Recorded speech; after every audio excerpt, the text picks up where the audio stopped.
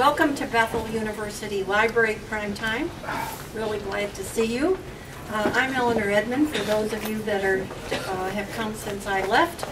I'm the retired chair of the nursing department and was here for 16 years. So I come back once in a while for interesting activities, and today I'm really pleased to be able to introduce two of my colleagues. It's a special presentation today sponsored by Friends of the Bethel University Library. You know, you're supposed to give to friends. I think I saw something over there. Is there a plaque someplace that says that these things have been contributed by Friends of the Library? So, hint, hint.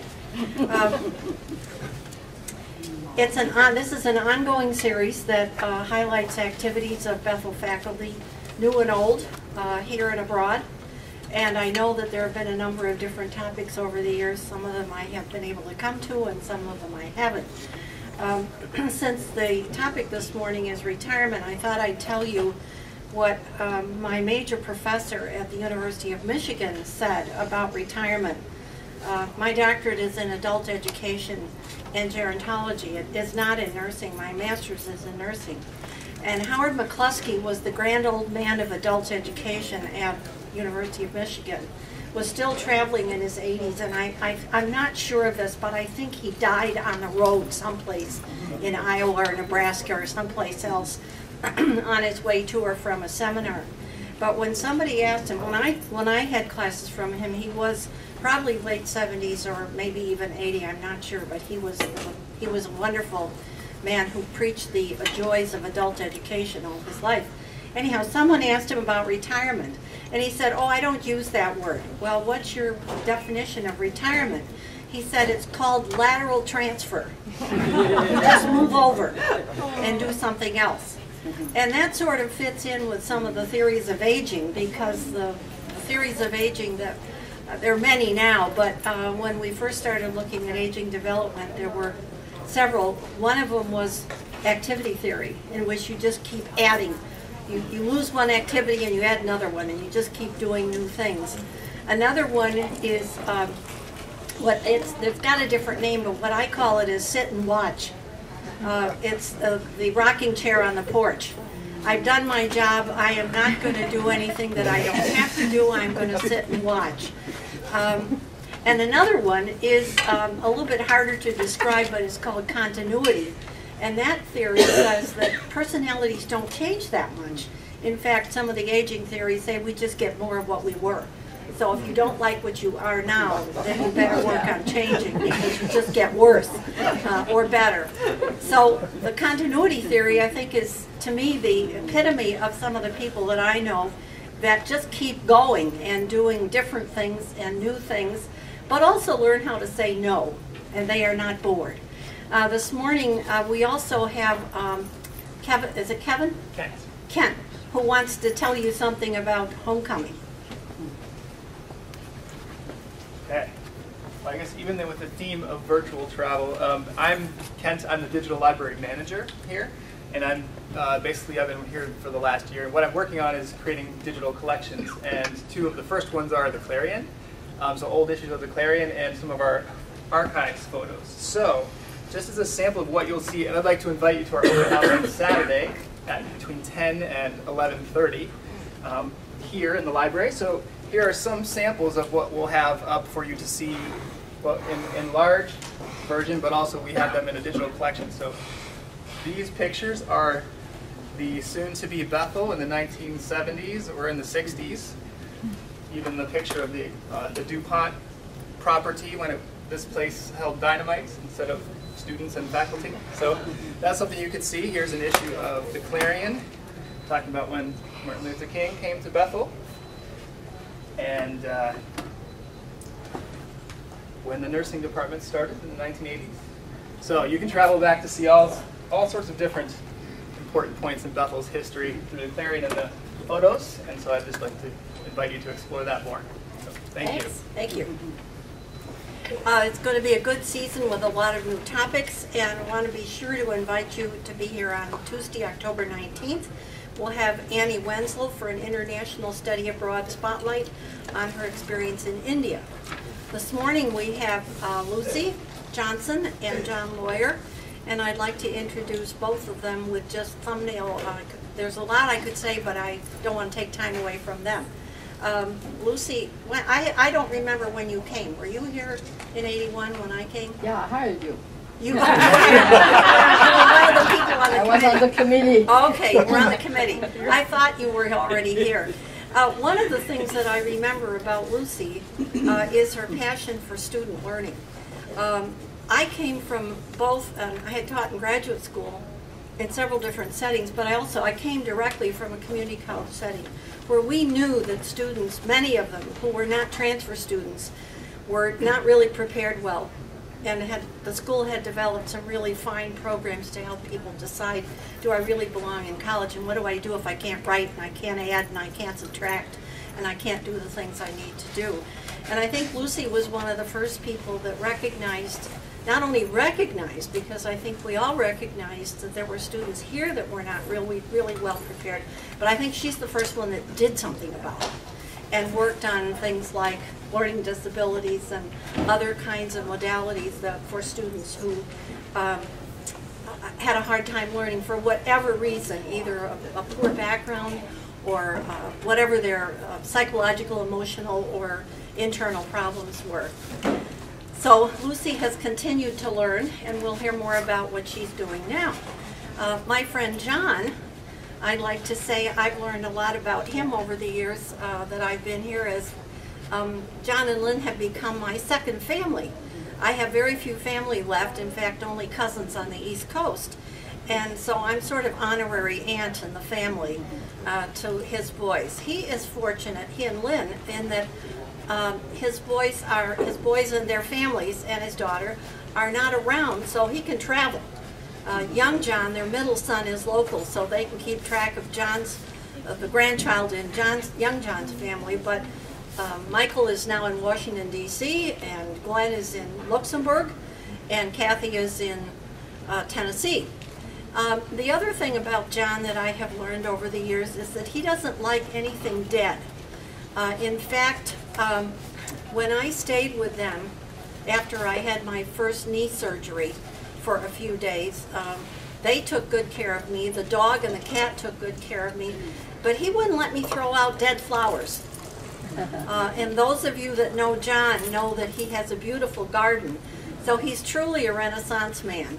I wanted to throw away the stuff that they had sent home from the hospital with me, and he had to clip them off and fix them so that I still had a really nice bouquet. The other thing that you know about John, if you walk into his home, is that he and his wife like books. There are books in every corner, all around the living room, and piles on each of their tables by the fireplace. The other thing that I'd like to say is I could get myself all in a tangle over something I do or don't like about what's going on in the political world.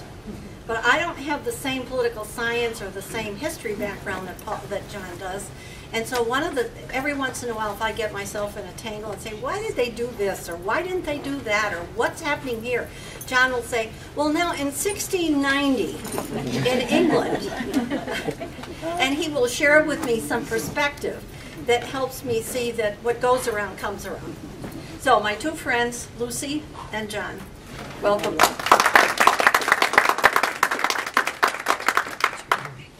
Can I move this one out of the way? If this one, does this one work? Yeah, it does. Okay.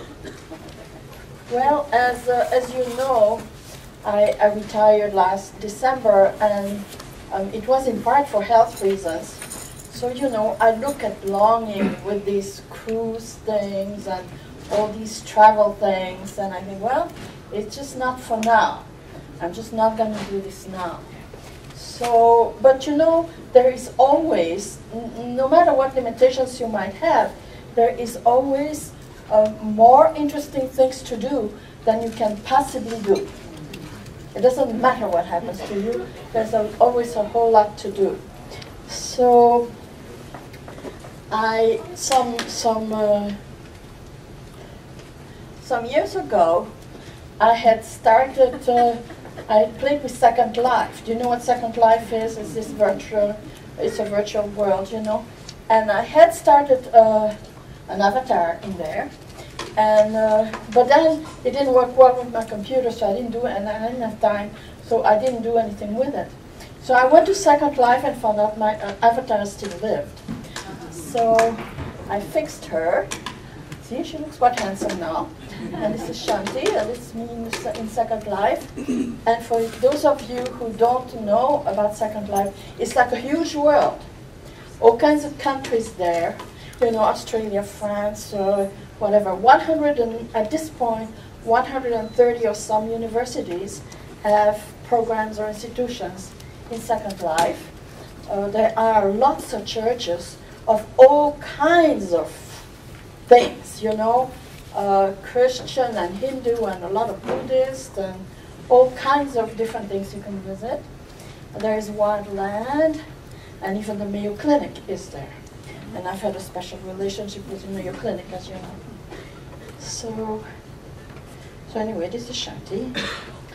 And okay, and one of the reasons that Second Life is interesting to me is I always think about teaching, you know, and using this with our students, and particularly in distance learning. Because, you know, in distance learning you can feel disconnected from other people, even though you may have discussion boards and so forth. And one of the things that I discovered about virtual world, and especially, and like participating and trying things in Second Life, is this phenomenon they call co-presence. Now we all know that these other people there, see there's a bunch of us there writing at Milkwood. I'm a writer in Second Life, yeah? It's one of the things I do. And it's near the London School of Journalism, who is sponsoring that thing, and has an institution there. I think I have a picture of it. And Milkwood is a writer community, survival colony, in fact, in Second Life. I don't live there because I don't live anywhere yet in Second Life. I just appear and disappear. But you can like have a house and buy land and do various things. It's free, by the way, to be on Second Life. But then if you want to have a house, you have to pay and so forth. But it's not much. They have a currency, they have a whole economy system called Linden dollars, because Linden is the company who runs it, and a Linden dollar is a fraction of a real dollar, you know. So it's you know, it would, I suppose, add up. But see, here are several of us writing, and they are writing meetings, and I participate in a novel writing class that is taught by an actual real-life author that is on Second Life. And it's fascinating. I mean, you know, where else is free, and where else would I have the opportunity to have something like that? And, you know, with a number of people who will critique things. And although you know that this is not real, you experience the presence of those people in a different way than you would if you were just text, you know, because there is the added visual modality. And also you can do things with voice. You know, for example, you can have lectures in which you speak, or people can actually speak by voice, you know, if they have a mic and whatever in here, so you can hear people. So you can see these little avatars and they can talk to you and you can talk back. And so it's, and I've been at conferences like that as a teacher that talks, and then people that ask questions, and you know, and they're there. So the phenomenon of co-presence, there's some written about that, and you know, about its interest pedagogically, because it is interesting, you know, to do. All kinds of things happen there. For example, this is inside the London School of Journalism building, and they are selling a book that, you know, if you click on that, you go on the web, and you can purchase this book, and the profits go to the homeless in London. And they are, I haven't surveyed all the philanthropy in Second Life, but there is, you know, some of that going on. Well, this is at Open University, and you see all the strange little characters all over the place, and I think I am right there, behaving myself. And Anyhow, this is a poetry reading, and they have those weekly, and you can see kind of how it is attended. You know, people do come to those. The time in Second Life is California time, Pacific time, so it's always, you know, 2 hours later than our time. And it was actually pretty good poetry. I was there yesterday, and it was very nice. Open University is big on Second Life, very big. It's got all kinds of things going on. This is Monash University from Australia, and it has a pretty amazing thing in Second Life. It has a Chinese teaching program, a big Chinese teaching program. That is wonderful. They have, you know, a big Chinese program, and of course it's Monash University, and they have an in-country Chinese program in which they send students to China, and this is to prepare them. And they have a complete Chinese little town, village, with various different things, you know, like the doctor's office, an airport, a store, there's all the various kinds of settings that you would encounter once you are in China, and to learn other language that goes with that, and knowing how to orient yourself. And actually you can go there, you don't have to pay to go there, you can learn as much as you'd like to, you know, if you want to learn some Chinese. That's one of the most remarkable things I found. I think that's such a nice applications of the modalities of that. And the teachers on there are really good. They are all certified teachers. They have at least 10 years of experience in teaching Chinese. You know, so, I mean, this is good stuff. Because it's Australia, and Australia is interested in Chinese and things like that. See, that's one of the other things about the Second Life world. People from all over the world, you know, here. This is the Moorhead Language Labs, and I'm sitting on the thing there, just want to show you, you know, and you go in there, and there, I think that's the medical office. Very cool. And this is the Bulletin Boards of Open University. It's inside their building. See, I'm sitting on a chair there, and it's got this big window to the ocean. Second Life is a bunch of islands. It's how they conceptualize. So, you know, you have a lot of beach views and ocean views. And this is one of their boards. And you can study, you can enroll at Open University and study on Second Life part of the time. You can do Open Learn. Now, I haven't tried Open Learn. I don't know if any Open Learn does go to Second Life.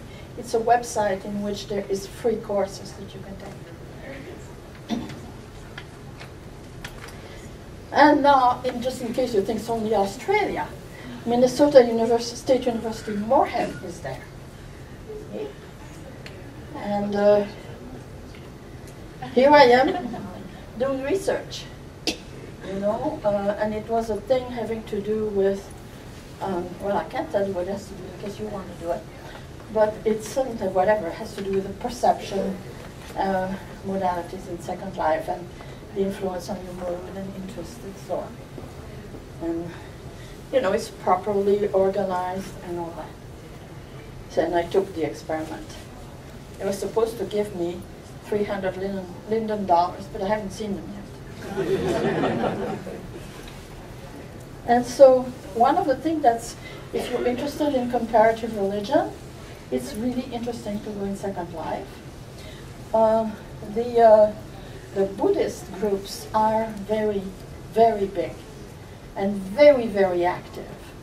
There are, I don't know, a dozen Buddhist temples or so, you know, and they're very beautiful, you know, like this. This is part of one of the bigger centers called the Buddha Center. Also has a big art section, gardens, and all kinds of different things. And they have a lot of programming that they promote a lot. You know, when you join there, they want to know, you want to join the group, and then you know what's going on. And if you join a group, you get all the notices. So I went and visited all these things, and they were beautiful, and I joined all the groups. And I had, you know, 50 notices a day of things that were going on. So I de-joined most of them because I didn't have time to go to these things. But you can see the kind of attendance, you know. You come in there and you get to sit on the little cushions, you know, the way you do that. And And so there's one person hidden back there that wasn't there. Where are you, Lucy? I'm on Second Life at the Buddha Center. The picture What are you? Oh, where am I? Are you I think levitating on the left? I'm here. Yes. Yeah. Yes, this was actually a testimony sort of session where this guy here was speaking about the difference that Buddhism did in his life, and he was pretty good. I mean, he was what people are seeking really is guidance for their life. You know, how to live and be happy. That's mostly what they're interested in. You know, how do I not be so upset? How do I stop being angry at people? How do I love my enemies? How do I become more compassionate? This is what they all want. You know, and it draws because they have a lot of actual Buddhist teachers, lamas, and such people that are real people that come on Second Life, of course, through an avatar. You know? So here's another style of Buddhist teaching. This is Zen. This person here is a Zen priest from San Francisco. This conference she was giving, this was a teaching, this conference she was given simultaneously there and in San Francisco. She was both places at one time, which you can do. And I am, where am I? That's out there, I think. Yeah, pictures are better than that. I mean, the projector isn't that hot. And okay, then Illinois State University Second Life Illinois University has 3 islands on there and a lot of different things going on. And this is an example of a classroom where it has bunches of chairs that continue this way and a little conference area there on the side. And when I walked in there, I happened to meet the designer of this. And we talked for an hour, you know, and it was really interesting. And I asked him how it was and how he got to do that and the problems and issues, you know, and with Second Life. There are some questions and problems there, and I won't have time to go into that because I want to leave time for John. If you want to know, you ask me. Okay. This is the Mayo Clinic, you know. I had to go for my medical appointment, you know. And this is like pretty much like inside the Ganda building, if you've been there, with the marble and the artwork and whatever. And then Mayo has, this is also the Mayo Clinic, this is their conference center. And today, at 2 p.m. our time, Noam Chomsky will be there. However, it also will be on the metanomics site. Yeah, if I click on that, I'll go there, but I kind of want to move. But so it's a conference designed for Second Life. Second Life is where you can interact with him, you know. But you can also see it on the web. But when it's streamed on the web, you can't interact with him. So the real site of the conference that Mayo is giving, and that Metanomics actually is giving, which is an interesting organization, is Second Life. These are some interesting organizations, and you know, I will send the PDF to Bob. So this is the Second Life site. This is Metanomics, which is an organization interested in virtual learning and in the serious consequences and aspects of serious learning. Very interesting organization. And then I just want to click on this one, which is the Immersive Education Initiative, or the Great Institute, where all kinds of organizations from around the world participate in that, the US and around the world, and all kinds of schools, and you know, MIT and Harvard and Cornell and you name it. And so there was a thing. They're trying to develop, they are developing their own media grid, and they are developing their own some other, you know, virtual worlds besides Second Life. And we'll see how successful they are, but people can develop things. I'm working to get on it and try some of these other things as well.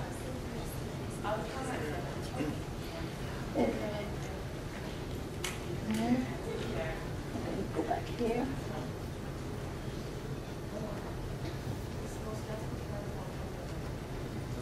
Okay, I have much more to say, but only have 15 minutes.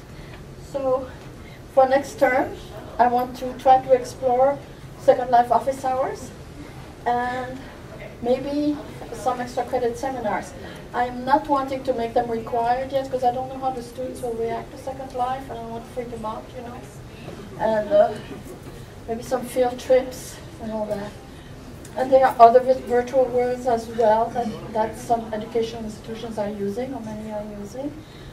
They are not as rich an environment as Second Life. What is neat about Second Life is there are so many other things going on, you know. There are like over 1 million people on Second Life, you know, so a lot of variety and diversity. And so there.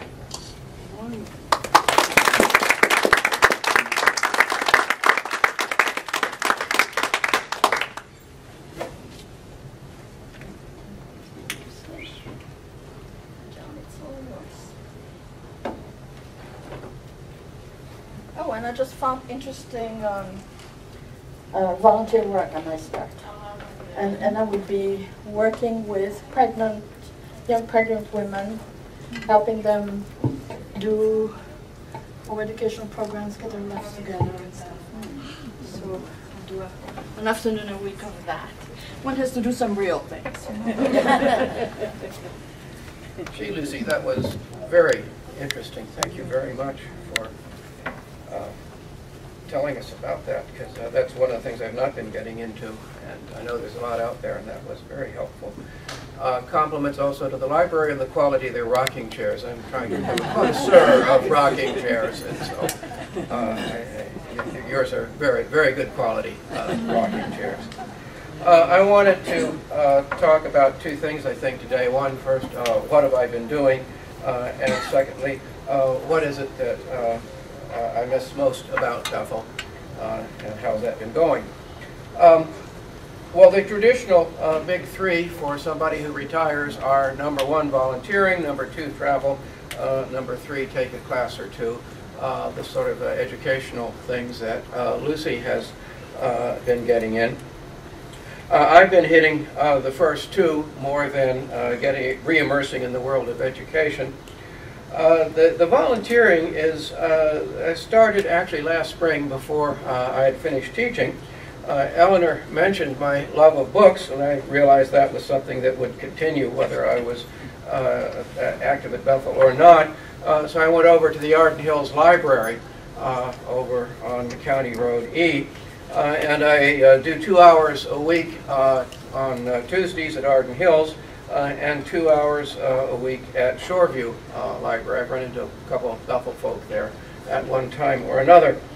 And I found to my surprise I enjoyed it tremendously. I got a great kick out of it. And I was puzzling over this because you would think was sort of ordinary, and in many ways is sort of ordinary, and I don't do anything special, just sort of shelve books or pull things out and put them on a card in order or whatever. And my wife asked me, about how did it go. I thought a minute. I said, well, I just spent 2 hours today bringing order out of chaos. And you say the same. That's nice. You remember Scrooge McDuck, how he used to dive in his swimming pool full of money? I love just handling books, I discovered. Even if it's nothing I'm going to read or would read, but just having books in my hands. I found it is also what the Buddhists would call mindful work. It's not mindless. A lot of it is shelving things alphabetically, where you have to bear in mind that B comes before C or whatever. You can't do it in your sleep. But it can demand your full concentration, but you don't have to think about anything else. So to do 2 hours being fully present to a particular task.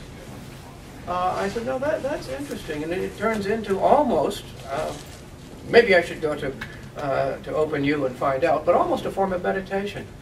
Oh, you go to the Buddhist places? That teach you? Yeah.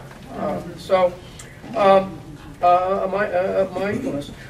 Great set of people at both libraries. I had a bonus when I went over to Arden Hills. The person who greeted me was Peter Hedberg, who was a former student of mine, who was at that point director of circulation. He was the one who trained me in. But I had friends from the very beginning and quickly became friends with the people there who I had not known before. The other thing that surprised me was the importance of volunteers. You get trained in as you start out, and I did not realize this, although once I learned it, it was not surprising. The library could not function without volunteers. You all know where we are fiscally in the state, and everything has been chopped, and libraries have been chopped as much as anything else, if not more. And it would be physically impossible for the library to keep the doors open if it weren't for not my 2 hours itself are not that critical, but all the other people who are also donating their 2 hours or 4 hours or whatever it might be. So the sense you're not sort of extraneous, but you are mission critical to keeping the thing going, which also means you are greatly appreciated. When you come in, people are glad to see you. Genuinely, when you leave, they tell you how much they appreciate you having been there. And there is a sense that, as I say, I found something of a surprise, because I had not been looking for that. There are also a few chuckles that one gets in this work. I remember one day the same person was taking out 3 titles. One was called The Assertive 2-Year-Old.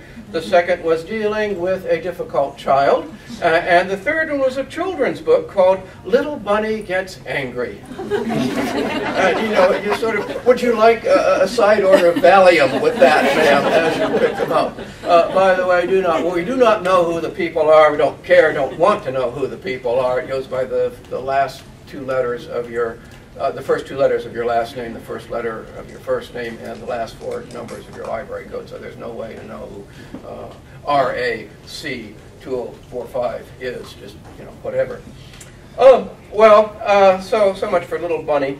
Every so often you get something like The Dummy's Guide to Remodeling Your Kitchen. So, okay, well, good luck. Enjoy it. Sometimes you turn a bit envious when somebody's taking out 3 or 4 books on restaurants in Paris, Every Man's Guide to Paris, or Photo's Guide to Paris, or your trip through the chateaus of the Loire Valley. So, you know, yes, you do it. Moments of pathos. A couple weeks ago, somebody was taking out a couple books on protecting your child through divorce. Well, that turns into real ministry, because, you know, quick prayer goes up for whoever it is, and for the child. There was one book, only one book so far, that I was tempted to sort of misfile someplace where it would never again be found, and that was How to Write and Publish Your Christian Novel. Had it just been how to write your Christian novel, I wouldn't have worried about it, because it would have kept, you know, busy hands, idle hands safely busy for a year or 2, etc. But the and publish, I said, oh, really, must this go out? Well, it did. I resisted the temptation, but nonetheless, it went out. And you also get a sense for who's reading what. Jodi Picoult is big. Have any of you read The Help? Has a picture of the little finches on the front. That's big. Almost every week I'm putting up, well, I have multiple copies of that one out. And it's sort of nice to see, you know, what people are reading. Well, that's sort of the volunteering part of it. Travel part of it. I found last spring I was only teaching 1 course, which is obviously not a heavy load, but even 1 course, you still have to be here. Especially in the boss sitting there, with the green eye shade and the yellow legal pad. So you can't really get away very much, and that's one of the nice things about being not even being tied down by once or twice a week. Started off by going to my 50th college reunion, which made me feel antique, but that was okay, in Cambridge, Massachusetts, so got over to the Atlantic side of things. We then went down to Bonaire, which is an island in the Netherlands Antilles. It's in between Aruba, Bonaire, Curaçao are all in a line together. I'd never heard of it myself. It's not a big tourist place. But being Dutch, they have direct daily flights from Amsterdam, which meant the Luxembourg family could get down easily, and did. So we had a week of just enjoying the grandchildren and reconnecting with the family down there. We then did an elder hostel on the Oregon coast, Oregon being the only state that I had not yet been in, or the last state that I was in, so I've now been in all 50 states. We came into Portland, we went over to the coast, we drove down the coast, which is 300 miles down into California. We saw the redwoods in California. The coastline itself is spectacular. Then we cut over, came up through Crater Lake, where I ran into a young man from Bethel with a Bethel t-shirt on. We talked about that. That was interesting. Bethel folk are everywhere, by the way. Saw Crater Lake and then went back up on the east side of the Cascades and down back to Portland through the Columbia River Gorge, which was spectacular. About a month ago, we went up north to Grand Marais, stayed at Nanny Buju Lodge, which I've always heard about and always wanted to see. We went Wednesday to Friday, so that's also nice. You don't have to fight weekend crowds, weekend vacancy or lack of vacancy, and so on. And then 2 weeks ago, we went to Washington, D.C. to visit our Bethel grandson, Michael and his family, and the grandchildren who are doing very well. They moved there in July and are living on Capitol Hill. So getting to know that whole new neighborhood and see them. So between Oregon and the Pacific and Boston and the Atlantic and every place else, and up north and Superior and all the rest, things are quiet, I think, for a while. We're planning a big family reunion in Washington for Christmas. But been able to get around things that you could not have done before. I would like to mention at the end what do I miss most about Bethel while doing all these other things, and there's also yard work and the normal stuff, tickets to the Lakeshore Theater or church and all those activities. So it's a lot happening. What do I miss the most about Bethel? I thought that it would be the relationships with colleagues, the daily interaction. But that turned out not to be the case. And let me choose my words carefully here. The reason being not because I love you or miss you any the less, but rather just the opposite. I was less severed than I thought I would be from Bethel folk. This in itself being an example. Here we are all together sharing in the same room. I find I'm on campus about once a week, either a library run to check something out, visiting in the hallways. The Royal Retirees, which is also, I believe, co-sponsoring the activity today, has reconnected me with a bunch of Bethel colleagues who had retired. And they have a very active and very fun program. So in some sense, I'm more wired in with a group of people that I had not seen. We have a prayer group that continues on campus, a breakfast group that meets from time to time. This weather in particular, I come and walk around and enjoy the beautiful fall foliage and try to get some exercise. I in no sense feel a stranger coming back on the campus.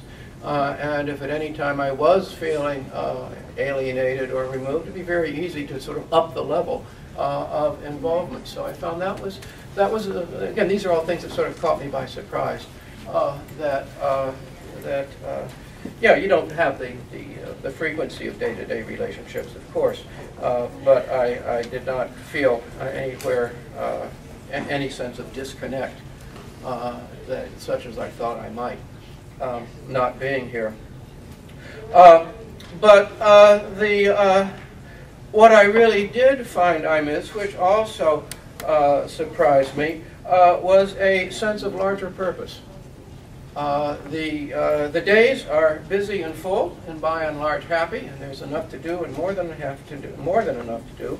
But I miss the sense that day in and day out, One is helping to keep Bethel afloat, keep Bethel moving forward, keep serving a larger purpose than what you're doing. Because, you know, we all have bad days too. But even on a bad day, you feel, well, we somehow got through the day, and, you know, things have progressed one more day on down the road with the mission of the institution.